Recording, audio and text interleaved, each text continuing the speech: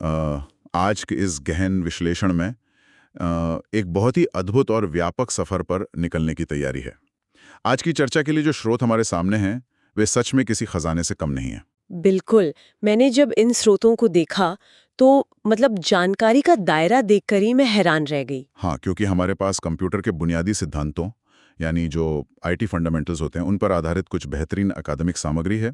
साथ ही इसके इतिहास और आर्किटेक्चर को खंगालने वाला एक शानदार लेख है। और सबसे खास बात, प्रतिष्ठित रिसर्च फर्म गार्टनर की वर्ष 2026 के लिए टॉप 10 रणनीतिक टेक्नोलॉजी ट्रेंड्स की एक्सक्लूसिव रिपोर्ट भी हमारे पास है। सही कहा।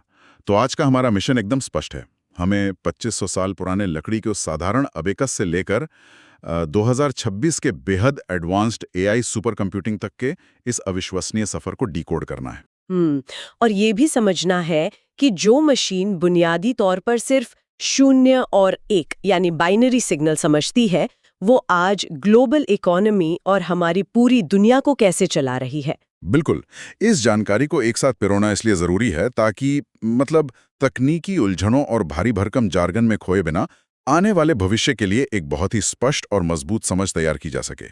ये सच में हैरान करता है कि मोतियों को खिसकाने से शुरू हुई बात आज खुद सोचने समझने वाले एआई मॉडल्स तक पहुंच गई है। देखिए, ये सफर केवल मशीनों के अपग्रेड होने का इतिहास नहीं है, बल्कि अगर गहराई से देखा जाए तो ये डेटा और जानकारी को प्रोसेस करने की इंसानी भूख का इतिहास है। इंसानी भूख, ये बहुत सही शब्द इस्तेमाल किया आपने। हाँ, क्योंकि जैसे जैसे मानव सभ्यता और व्यापार का विस्तार हुआ, दुनिया जटिल होती गई। हमें डेटा को तेजी से और बिना किसी गलती के प्रोसेस करने की जरूरत पड़ने लगी। इसी बुनियादी जरूरत ने एक उत्प्रेरक का काम किया। और इसी ने हमें लकड़ी के फ्रेम से निकालकर आज के मल्टी एजेंट सिस्टम और क्वांटम चर्चाओं के मुहाने पर लाकर खड़ा कर दिया है। ये इंसान की अपनी सीमाओं को पार करने की कहानी है। चलिए इसे थोड़ा खोल कर समझते हैं। अगर हम इतिहास के पन्नों को पलटें तो इस यात्रा की आधिकारिक शुरुआत लगभग 2500 साल पहले चीन में मानी जाती है। वहां लकड़ी के फ्रेम और मोतियों से बने एक यंत्र का उपयोग होता था जिसे अबैकस कहा जाता है, जो कि दुनिया का पहला ज्ञात गणना यंत्र है। बिल्कुल। लेकिन दिलचस्प बात यह है कि इसके सदियों बाद तक कोई बड़ा ब्रेक थ्रू नहीं हुआ। फिर 1642 में ब्लेस पास्कल ने पास्कलाइन नाम की मशीन बनाई जो गियर और व्हील्स पर चलती थी। एक मैकेनिकल छलांग। हाँ। इसके बाद 1837 में एक ऐसा विजनरी आइडिया आया जिसने सब कुछ बदल दिया, चार्ल्स बेबेज का एनालिटिकल इंजन। बिल्कुल, और चार्ल्स बेबेज का वो विजन इतना सटीक था कि उसमें आज के आधुनिक कंप्यूटर की पूरी रूपरेखा छिपी थी, इनपुट, प्रोसेसिंग और आउटपुट का कॉन्सेप्ट। इसीलिए उन्हें कंप्यूटर का जनक कहा जाता है। भले ही उनके समय में वो मशीन पूरी तरह से बन नहीं पाई थी। हाँ, क्योंकि उस वक्त की इंजीनियरिंग उतनी एडवांस नहीं थी। लेकिन असली इलेक्ट्रॉनिक क्रांति तो 1940 के दशक में आई, जब ENIAC का निर्माण हुआ। ये पहला सामान्य उद्देश्य वाला इलेक्ट्रॉनिक डिजिटल कंप्यूटर था, जो इतना बड़ा था कि एक पूरे कमरे को घेर लेता था। और इसमें हजारों वैक्यूम ट्यूब्स लगे होते थे। लेकिन इसने साबित कर दिया कि गणनाएं अब मैकेनिकल गियर्स की मोहताज नहीं रहीं, वे इलेक्ट्रॉन्स की गति से हो सकती हैं। और यही वो मोड़ था जहां से डेटा प्रोसेसिंग ने सच में स्पीड पकड़ी। वैसे हमारे स्रोतों में एक बहुत ही मजेदार तथ्य भी है।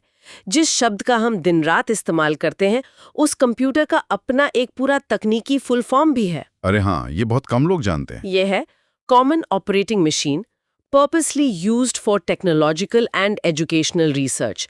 आज भले ही हमारे जेब में स्मार्टफोन के रूप में है, लेकिन इसका मूल उद्देश्य आज भी वही है। बिल्कुल। इसके काम करने का जो मूल सिद्धांत है, आईपीओ साइकिल, यानी इनपुट, फिर प्रोसेसिंग और फिर आउटपुट, वो आज भी नहीं बदला है। जैसे कीबोर्ड पर 2+2 टाइप करना इनपुट हुआ, सिस्टम का उसे जोड़ना प्रोसेसिंग, और स्क्रीन पर 4 दिखना आउटपुट। बहुत ही सरल उदाहरण है। लेकिन आज के एआई सुपर कंप्यूटिंग के संदर्भ में प्रोसेसिंग का मतलब सिर्फ कीबोर्ड से कमांड देना और स्क्रीन पर रिजल्ट देखना नहीं रह गया है। अब तो लेवल ही अलग है। बिल्कुल। आज इनपुट के रूप में करोड़ों डेटा पॉइंट्स एक साथ दिए जाते हैं, और प्रोसेसिंग का मतलब है उन डेटा पॉइंट्स के बीच के पैटर्न को मिली सेकेंड्स में समझना। और इस पूरी भारी भरकम प्रोसेसिंग को अंजाम देने के लिए जो बुनियादी ढांचा है, वो हार्डवेयर और सॉफ्टवेयर के बेहतरीन तालमेल पर टिका है।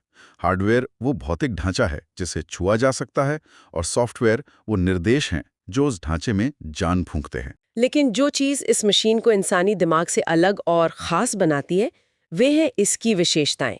इसकी स्पीड अकल्पनीय है, इसकी एक्यूरेसी यानी शुद्धता का कोई मुकाबला नहीं है। कोई मानवीय गलती नहीं। हाँ, और सबसे बड़ी बात है डिलिजेंस। ये बिना थके, बिना बोर हुए, बिना किसी इमोशनल ब्रेकडाउन के 24 घंटे काम कर सकता है। लेकिन इसकी यही ताकत इसकी सबसे बड़ी सीमा भी है ना। हाँ, स्रोत सामग्री स्पष्ट रूप से याद दिलाती है कि इन सब के बावजूद पारंपरिक कंप्यूटर में खुद सोचने की क्षमता नहीं होती। बिल्कुल। उसमें कोई कॉमन सेंस नहीं है, कोई भावनाएं नहीं है, और वो पूरी तरह से बिजली पर निर्भर है। वो सिर्फ एक बेहद आज्ञाकारी सुपरफास्ट मशीन है। यहाँ जो बात सबसे आकर्षक है वो ये है कि इस आज्ञाकारी मशीन के अंदर जो दिमाग और याददाश्त का आर्किटेक्चर है वो कितना शानदार तरीके से डिजाइन किया गया है। हम सभी जानते हैं कि सीपीयू कंप्यूटर का दिमाग होता है, लेकिन इसके अंदर का बंटवारा बहुत दिलचस्प है। हाँ, जो दो मुख्य विभाग होते हैं। बिल्कुल। पहला है कंट्रोल यूनिट, जो किसी ऑर्केस्ट्रा के कंडक्टर या ट्रैफिक पुलिस की तरह काम करता है। ये खुद गणना नहीं करता, बल्कि पूरे सिस्टम को बताता है कि डेटा को कहाँ जाना है और किस निर्देश का कब पालन होना है। एक तरह से पूरे सिस्टम का मैनेजर। हाँ, और दूसरा हिस्सा है ALU, arithmetic and logic unit. ये सिस्टम का असली गणितज्ञ है, जो सारे जोड़, घटाव और एंड और जैसे जटिल तार्किक फैसले लेता है। और एक दिमाग बिना याददाश्त के पूरी तरह से बेकार है। लेकिन कंप्यूटर की मेमोरी का आर्किटेक्चर सिर्फ डेटा स्टोर करने के बारे में नहीं है, ये स्पीड के मैनेजमेंट के बारे में भी है। हम सब रैम और रोम से वाकिफ हैं। हाँ, प्राइमरी मेमोरी। बिल्कुल, कैसे रैम अस्थायी है और रोम स्थायी निर्देशों को संभालता है। रैम में भी SRAM यानी स्टैटिक रैम और DRAM यानी डायनामिक रैम का खेल है। लेकिन जो चीज मुझे सबसे ज्यादा हैरान करती है वो है CPU और मुख्य मेमोरी के बीच का तालमेल। प्रोसेसर की स्पीड आज इतनी तेज हो गई है कि उसे रैम से डेटा आने का इंतजार करना भारी पड़ता है। ये एक बहुत बड़ा बॉटलनेक है। बिल्कुल, और इसी बॉटलनेक को दूर करने के लिए कैश मेमोरी और रजिस्टर्स गेम में आते हैं। कैश मेमोरी को हम प्रोसेसर की अपनी पर्सनल वर्किंग डेस्क की तरफ समझ सकते हैं। इसके 3 स्तर होते हैं। L1 जो सबसे छोटी लेकिन CPU के सबसे करीब और सबसे तेज होती है, L2 जो थोड़ी बड़ी होती है, और L3 जो सबसे बड़ी कैश है। लेकिन अगर हम CPU के बिल्कुल कोर के अंदर झांकें तो वहाँ रजिस्टर बैठे होते हैं।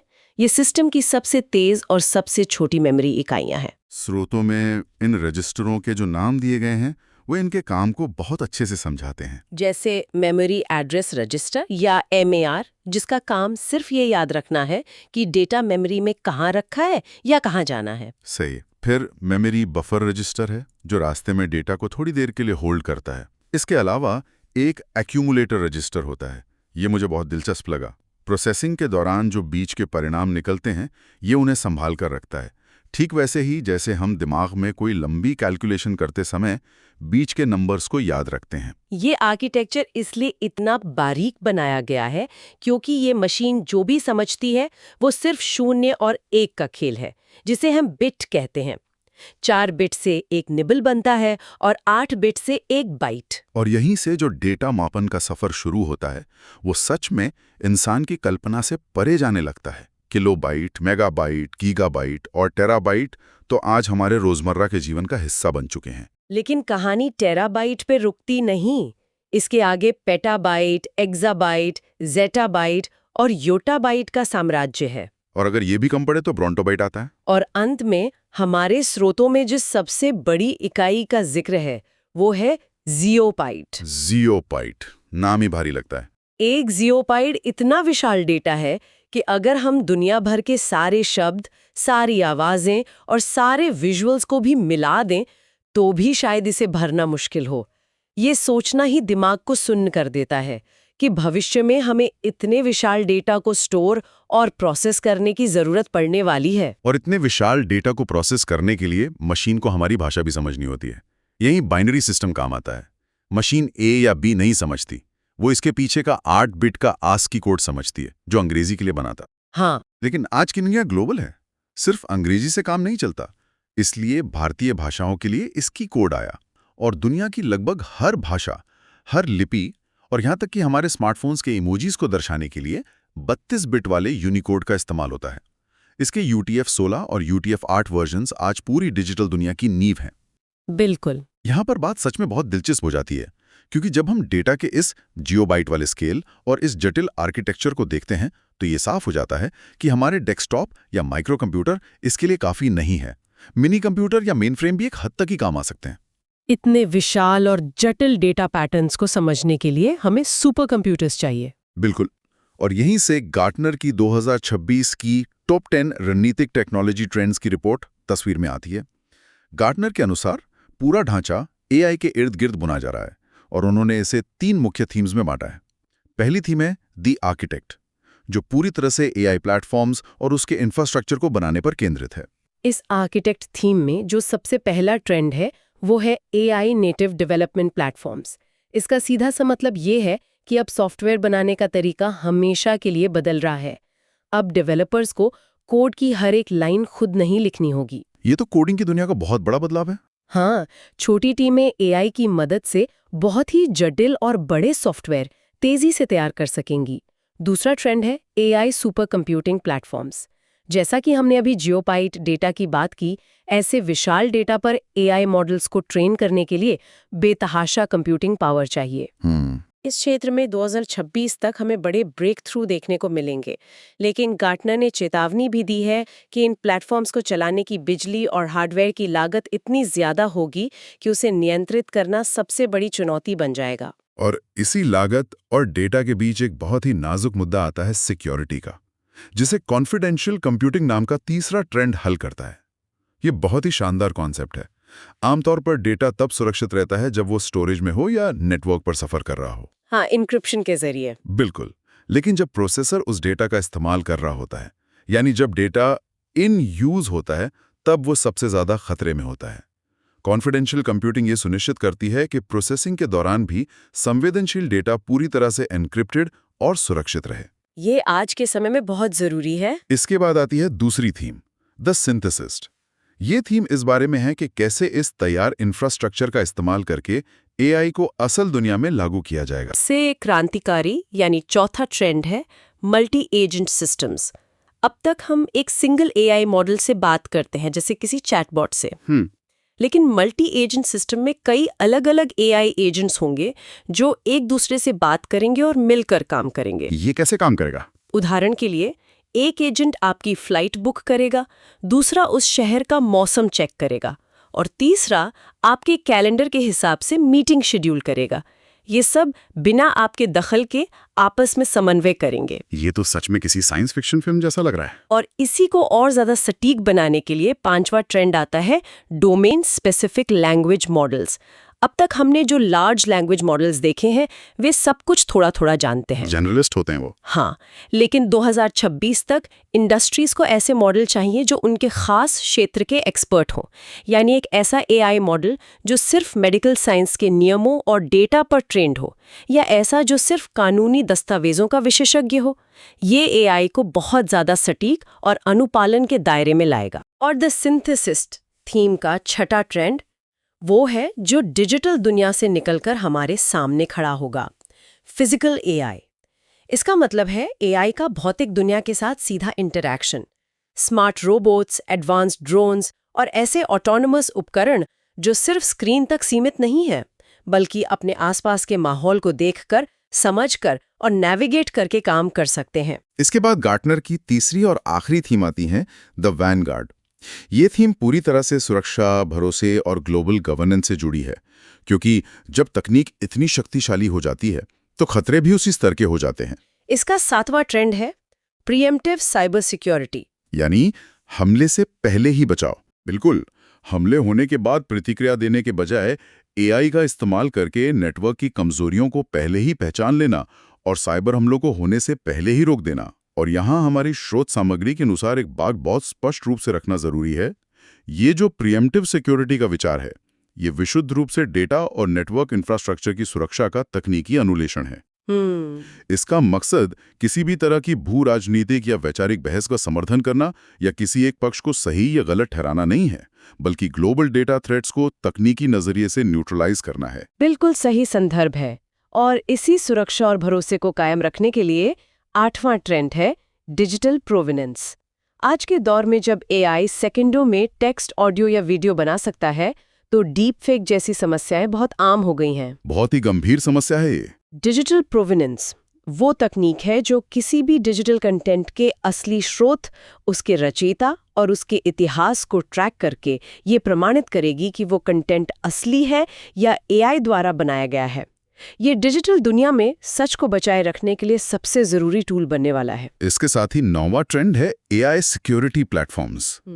जब हर कंपनी अपने अपने कस्टम एआई एप्लीकेशंस बनाएगी या थर्ड पार्टी एआई टूल्स का इस्तेमाल करेगी, तो उन टूल्स को हैकर से बचाना भी तो जरूरी है।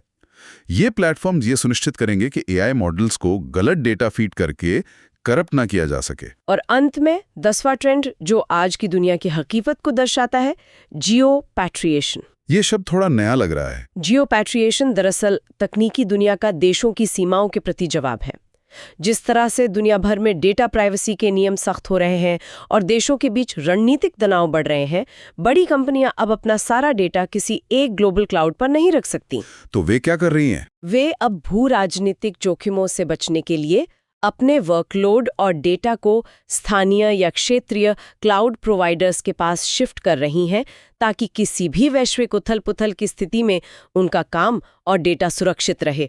ये डेटा की दुनिया में राष्ट्रीय संप्रभुता की ओर बढ़ता हुआ एक बड़ा कदम है। तो इन सब का आखिर मतलब क्या है? अगर हम इस पूरी चर्चा को एक जगह समेटें, हम 2500 साल पहले चीन के उस लकड़ी के अबैकस से चले थे। हमने इन्याक के वैक्यूम ट्यूब्स देखे, सीपीयू के अंदर के रजिस्टर्स को समझा, जियोबाइट के अथाह सागर को देखा, और अब हम 2026 के फिजिकल एआई और मल्टी एजेंट सिस्टम की दहलीज पर खड़े हैं। इस पूरे सफर का हम सब के लिए क्या निष्कर्ष निकलता है? मेरी नज़र में निष्कर्ष बहुत ही स्पष्ट और विचारणीय है। ये सफर इस बात का प्रमाण है कि इंसान के डेटा को प्रोसेस करने की छोटी सी ज़रूरत ने दुनिया के सबसे जटिल बुनियादी ढांचे को जन्म दिया। और आज हम एक ऐसे युग में प्रवेश कर रहे हैं जहां तकनीक सिर्फ हमारे निर्देशों का पालन नहीं कर रही, बल्कि वो हमारे आसपास के माहौल को समझकर खुद फैसले लेने लगी है। सही बात है। ये ज्ञान इसलिए बहुत महत्वपूर्ण है क्योंकि भविष्य में वही लोग या संस्थाएं लीड करेंगी जो इस बात को समझेंगी कि ये सिस्टम कैसे काम करते हैं।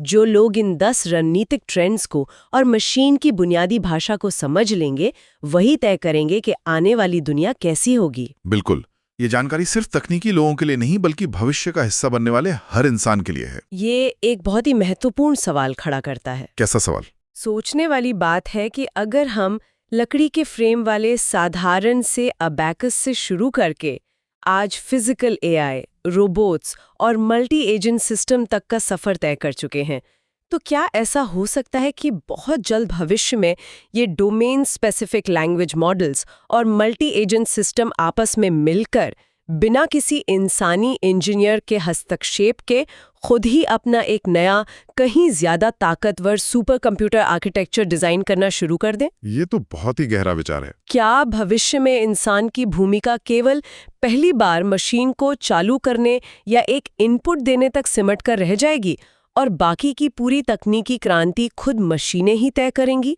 ये एक ऐसा विचार है जो स्रोत सामग्री की सीमाओं से बहुत आगे जाता है और जिस पर गहराई से सोचने की जरूरत है। सच में ये एक ऐसा विचार है जो हमें तकनीक और इंसानियत के भविष्य को एक नए नजरिए से देखने पर मजबूर करता है।